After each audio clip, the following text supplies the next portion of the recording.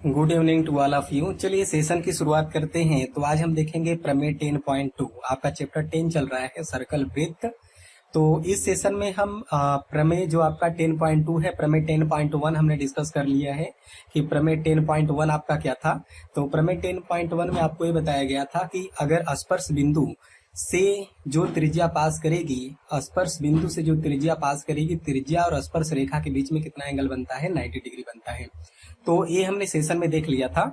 इसके पहले वाले सेशन में हमने यही डिस्कस किया था प्रमेय 10.1 के बारे में। तो त्रिज्या और स्पर्श रेखा जो होता है वो आपस में क्या होता है, परपेंडिकुलर होता है। यह हमने पहले सेशन में देखा था। इस सेशन में हम प्रमेय 10.2 की बातें करेंगे। आप प्रमेय 10.1 के बेसिस पर जो प्रश्नावली 10.1 आपका रहा होगा, एक्सरसाइज 10.1 रहा होगा, वो आपने कुछ क्वेश्चन सॉल्व कर लिए होंगे। ठीक, तो आज हम थ्योरम जो आपका 10.2 है वो देखते हैं। तो जैसा कि आपको दिख रहा है कि थ्योरम 10.2 क्या है, तो कह रहा है थ्योरम 10.2 कह रहा है कि किसी बाह्य बिंदु से वृत्त पर खींची गई स्पर्श रेखाओं की लंबाइयां बराबर होती हैं। ठीक है ना।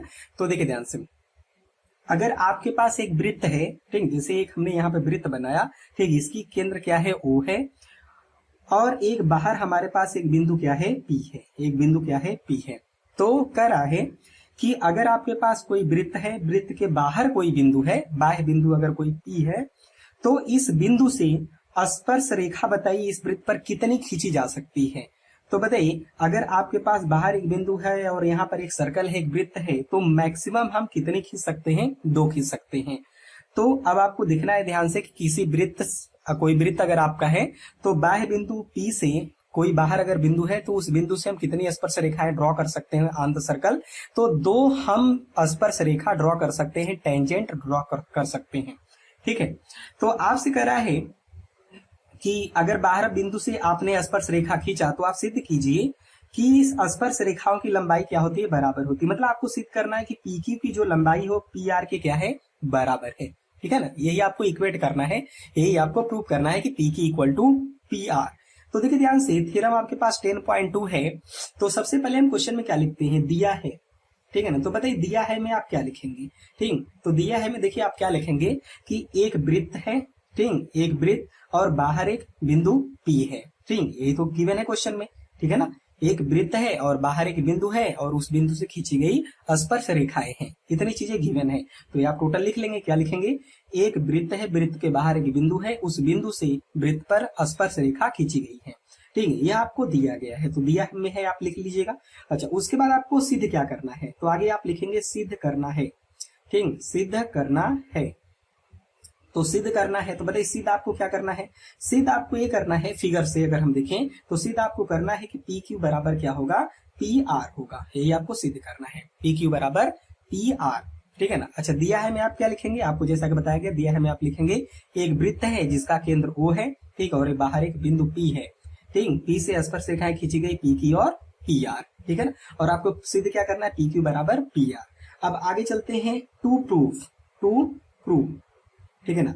अब जो आपको प्रूव करना है, तो जो आपको प्रूव करना है उसे आप क्या लिखते हैं हिंदी में, उपपत्ति। ठीक है ना, उपपत्ति। अच्छा, मेन क्या होता है, एग्जामिनर जो होता है वो आपका क्या चेक करता है, तो वो उपपत्ति चेक करता है कि आपने उपपत्ति कैसे की है।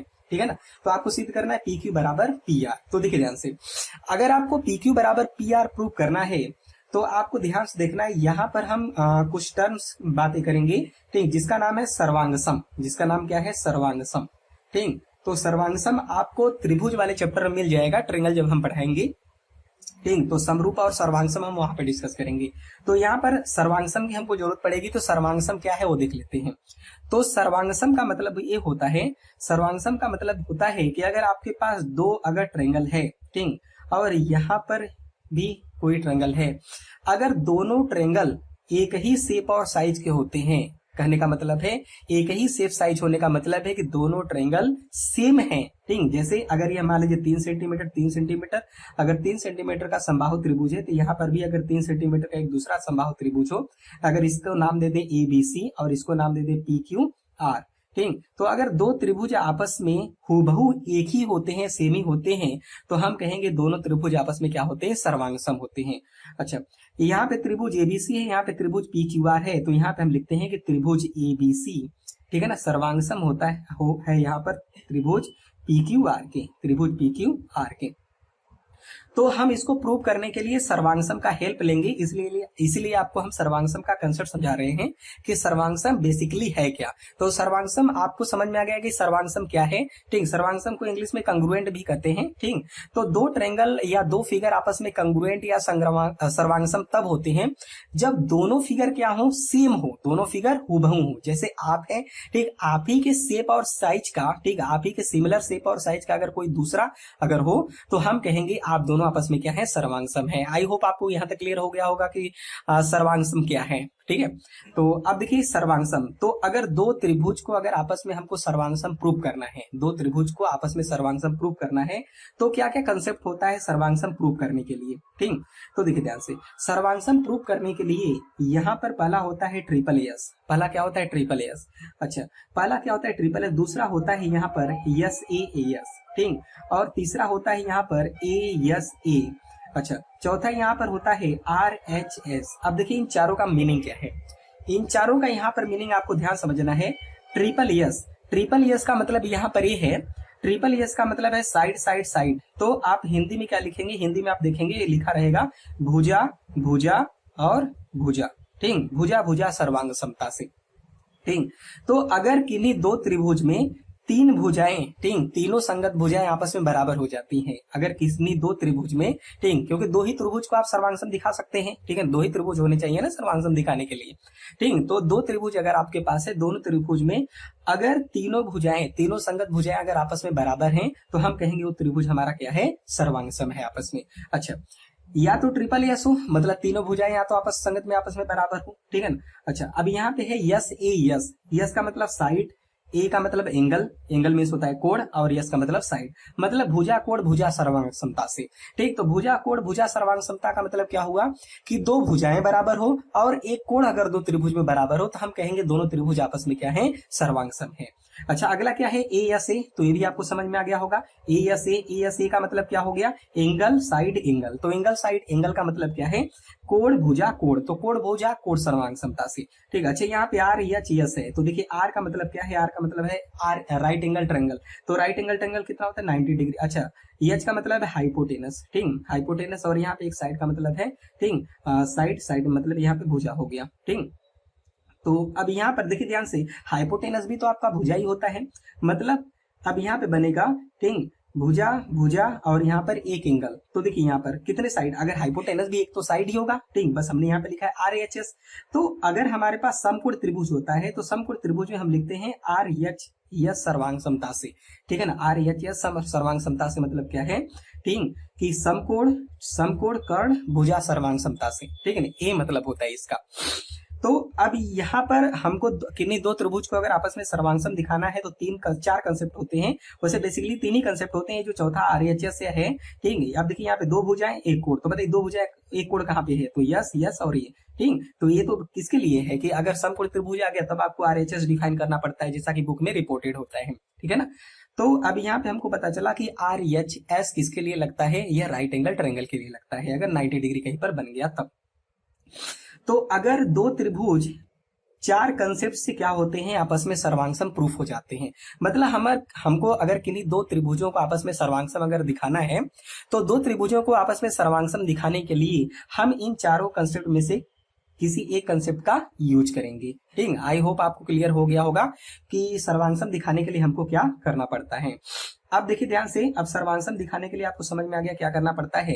अच्छा, दो त्रिभुज अगर आपस में सर्वांगसम प्रूफ हो गए, अगर दो त्रिभुज आपस में सर्वांगसम प्रूफ हो गए तो बताइए अब दोनों क्या है, हूबहू एक ही है। तो अब उनसे कंक्लूड क्या होता है, उनसे निष्कर्ष क्या निकलता है। अगर दो त्रिभुज आपस में सर्वांगसम हो जाते हैं तो उनसे कंक्लूजन ये निकलता है कि अगर दो त्रिभुज आपस में सर्वांगसम है तो दोनों त्रिभुजों के संगत कोण और संगत भुजाएं आपस में बराबर होती है। संगत कोण और संगत भुजाएं आपस में बराबर होती है। जैसे ए हमने जो एग्जाम्पल लिया था कि 3 सेंटीमीटर का आपके पास एक त्रिभुज एबीसी है और 3 सेंटीमीटर का एक त्रिभुज पी क्यू आर है। तो देखिए एंगल ए एंगल पी के बराबर, एंगल बी एंगल क्यू के बराबर, एंगल सी एंगल आर के बराबर। एक कहने का मतलब हो गया। ठीक है। अच्छा, अब यहाँ पर देखिए, अब ये 3 सेंटीमीटर थे, ए बी का संगत कौन बनेगा, पी क्यू, और एसी का संगत कौन बनेगा, पी आर, और बीसी का संगत कौन बनेगा, क्यू आर, इस तरीके से। ठीक, तो आई होप आपको क्लियर हो गया होगा कि सर्वांगसम दिखाने के लिए 4 कंसेप्ट का यूज करते हैं। तो आ जाते हैं हम अपने थ्योरम पे, प्रूव कैसे करेंगे। तो देखिए ध्यान से, अब इसका प्रूफ देखते हैं कि इसको हम कैसे प्रूव करेंगे। तो उपपत्ति, अब उपपत्ति में हमको देखना है ध्यान से, तो यहाँ पे लिखेंगे त्रिभुज, त्रिभुज पी ओ क्यू और त्रिभुज POR में, त्रिभुज POR में, ठीक है ना। तो इन दोनों त्रिभुज में देखते हैं, त्रिभुज POQ और त्रिभुज POR में। अब ध्यान देखिए, इन दोनों त्रिभुज को हमको आपस में सर्वांगसम दिखाना है। तो बताइए क्या OQ और OR, बताइए इस वृत्त की क्या है, त्रिज्या है। तो बताइए आपस में दोनों क्या है, बराबर है। तो हमको मिल गया कि OQ बराबर OR, ठीक, OR, ठीक, ये आपस में बराबर है। अब ये आपस में अगर बराबर है तो हम रीजन क्या लिखेंगे, OQ बराबर OR, तो यहाँ पे लिखेंगे यह त्रिज्या है। ठीक, यह क्या है, त्रिज्या है। अब यह त्रिज्या है तो क्या होगा, इक्वल ही होगा। ठीक, ये कंसेप्ट हो गया कि यह त्रिज्या, इसलिए OQ बराबर क्या होगा, OR होगा। हमने रीजन भी डिफाइन कर दिया कि क्यों आपस में बराबर है। ठीक, अच्छा, हमने क्या एक भुजा आपस में बराबर दिखा दिया। अच्छा, एक भुजा बराबर होगा। अब ध्यान से देखिए, क्या जो PO यह लंबाई है, PO यह जो लंबाई है, क्या दोनों त्रिभुज में तो कॉमन है, त्रिभुज POQ और POR में कॉमन है। इसका मतलब PO बराबर PO, ठीक, ये अगर आपस में बराबर हैं तो बताइए अब यहाँ पे क्या लिखेंगे, अब यहाँ पे लिखेंगे ये क्या है, उभयनिष्ठ है। ठीक, उभयनिष्ठ, उभयनिष्ठ का मतलब दोनों में है। ठीक, तो उभयनिष्ठ है तो ये दोनों आपस में क्या है, उभयनिष्ठ। बताइए हमने दो भुजाएं आपस में बराबर दिखा दी क्या, दोनों त्रिभुज में। ठीक, एक OQ बराबर OR और PO दोनों में है तो PO बराबर PO हो गया। मतलब दो भुजाएं हमने आपस में बराबर दिखा दी। अब देखिए ध्यान से, दो भुजाएं अगर आपस में बराबर होंगी, या तो हम एक भुजा और आपस में बराबर दिखा दे तब सर्वांगसम हो जाएगा, या तो एक एंगल हम आपस में बराबर दिखा दे तब सर्वांगसम हो जाएगा। अब देखिए ध्यान से, आपको पता है त्रिज्या और स्पर्श रेखा के बीच में एंगल कितना बनता है, 90, और त्रिज्या और स्पर्श रेखा के बीच में एंगल कितना बनता है, 90 डिग्री। तो त्रिभुज POQ में और त्रिभुज POR में, तो बताइए PQO और PRO आपस में क्या होंगे, 90 डिग्री होंगे। तो एक एंगल हमने बराबर दिखा दिया। तो यहाँ पे लिखेंगे एंगल PQO बराबर है एंगल PRO। ठीक, ये आपस में बराबर है। अब यह दोनों आपस में अगर बराबर हो गए, अब यह दोनों अगर आपस में बराबर हो गए तो अब यह बताइए बराबर कितना है, 90 डिग्री। ठीक, यह आपस में बराबर क्या हो गया, 90 डिग्री। तो बताइए हमने क्या क्या दिखा, हमने दिखाया कि एक भुजा बराबर, दो भुजाएं बराबर और एक कोण बराबर। तो बताइए अब यह समकोण त्रिभुज है, तो समकोण त्रिभुज हम चाहे तो यस यस भी बोल सकते हैं, लेकिन हमने आपको कहा कि समकोण अगर त्रिभुज होगा तो हम क्या लिखेंगे, बाई RHS। ठीक, तो यहाँ पे लिखेंगे अतः, अतः RHS सर्वांग समता से, RHS सर्वांग समता से, R सर्वांग समता से। ठीक, RH सर्वांग समता से। ठीक, तो RH सर्वांग समता से क्या होगा यहाँ पर कि त्रिभुज P, ठीक, POQ सर्वांगसम हो गया त्रिभुज POR के। ठीक है ना। अब देखिए ये हमको प्रूफ करना था, तो ये आपस में क्या हो गया, यह प्रूफ हो गया। ठीक, तो ये आपका प्रूफ हो गया। ठीक है, हमको प्रूव करना था कि ये दोनों आपस में क्या हो गए, सर्वांगसम हो गए। अच्छा एक मिनट, आपको कि प्रूव क्या करना है, आपको प्रूव करना है कि PQ बराबर क्या है, PR है। तो अब हमने ये दिखा दिया, ठीक है, आपको नहीं प्रूव करना, ये हमने ये दिखा दिया कि त्रिभुज POQ और त्रिभुज POR आपस में क्या है, सर्वांगसम है। अच्छा, दो त्रिभुज अगर आपस में सर्वांगसम हो जाते हैं तो कहा जाता है कि उनकी संगत भुजाएं और उनके संगत कोण आपस में क्या होंगे, बराबर होंगे, ये तो कहा जाता है। तो बताइए PQ का संगत कौन होगा, तो बताइए PQ का संगत, अगर यह PQ है तो बताइए PQ का संगत क्या होगा, PR होगा। ठीक, तो आगे आप लिखेंगे, आगे आप लिखेंगे अतः, अतः, अतः दो त्रिभुज, अतः दो त्रिभुज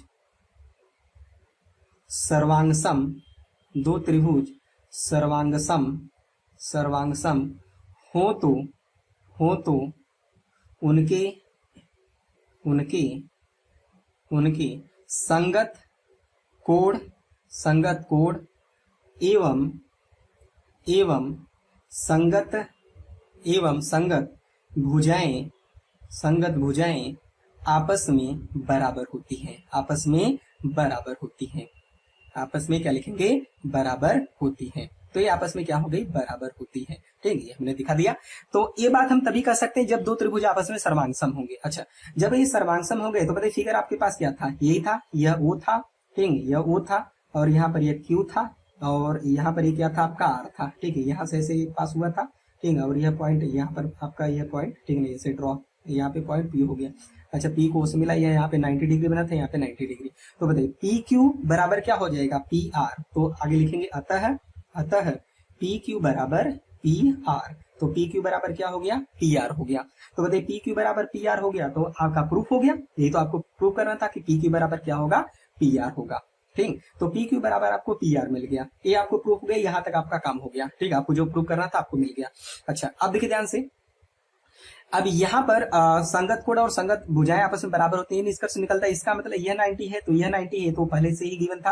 अच्छा, यह जो एंगल होगा इसका संगत कोण क्या होगा, यह होगा, इसका मतलब यह कोण इसके बराबर होगा। अच्छा, इसका संगत क्या होगा, इस कोण का संगत यह होगा, इसका मतलब यह कोण इस कोण के बराबर होगा। ठीक, तो आपको समझ में आ गया कि यह कोण जितना होगा यह भी कोण उतना ही होगा, यह कोण जितना होगा इस कोण के बराबर होगा। ठीक, तो ऐसा हमने कंक्लूजन यहाँ पे ड्रॉ किया सर्वांगसम के बेसिस पर।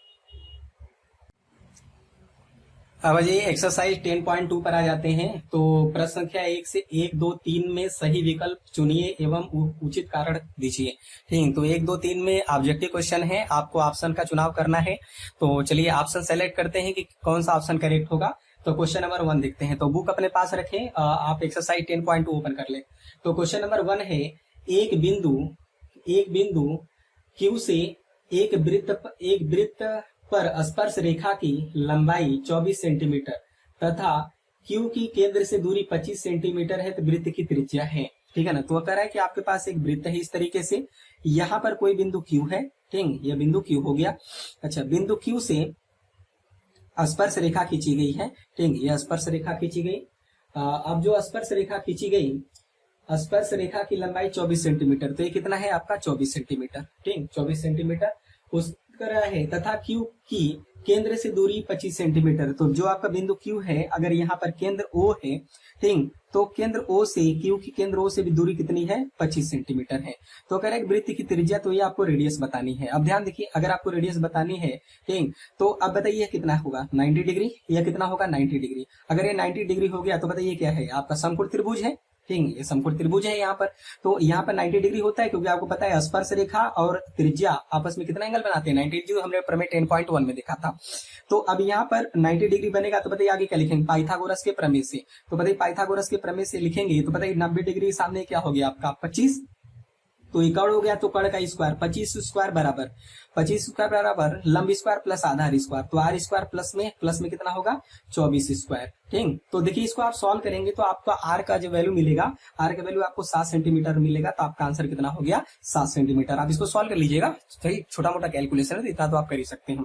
तो आर का वैल्यू कितना आ गया 7 सेंटीमीटर। आज ये क्वेश्चन नंबर 2 पर आते हैं। क्वेश्चन नंबर आपका 2 क्या है, तो क्वेश्चन नंबर 2 है कि आकृति 10.11, तो आकृति 10.11 में आपको देखना है, यदि टी क्यू केंद्र O वाले किसी वृत्त पर दो स्पर्श रेखाएं इस प्रकार हैं कि एंगल POQ 110 डिग्री है, तो आपसे PTQ एंगल की डिमांड कर रहा है।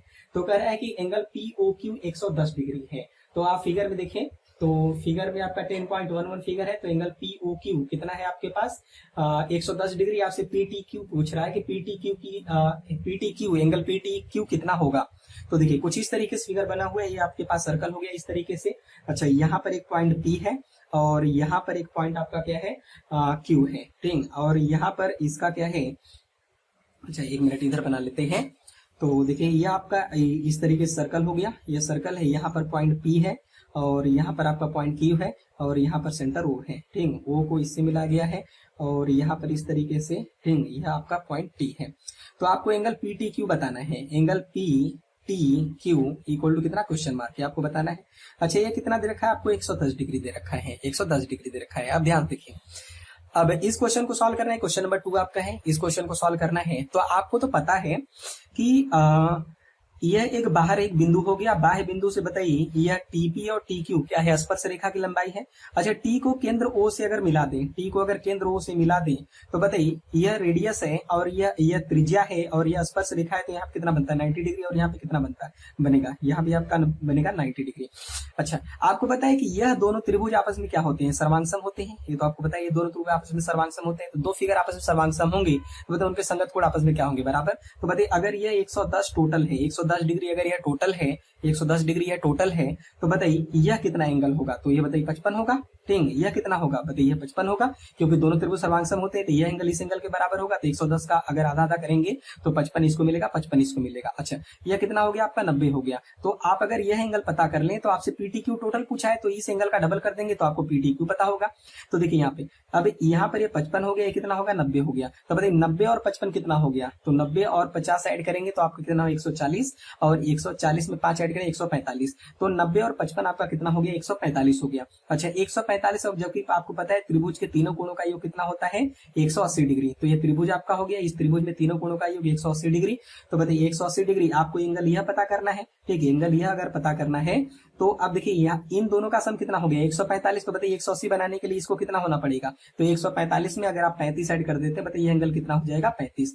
तो ये एंगल कितना हो गया 35 हो गया। ठीक, तो यह एंगल आपका 35 हो गया। तो बताइए यह भी कितना होगा आपका 35 होगा। तो 35 कितना हो गया 70 हो गया। तो अब यहाँ पर यह एंगल आपको कितना मिल गया 70 डिग्री मिल गया। ठीक है ना, 70 डिग्री।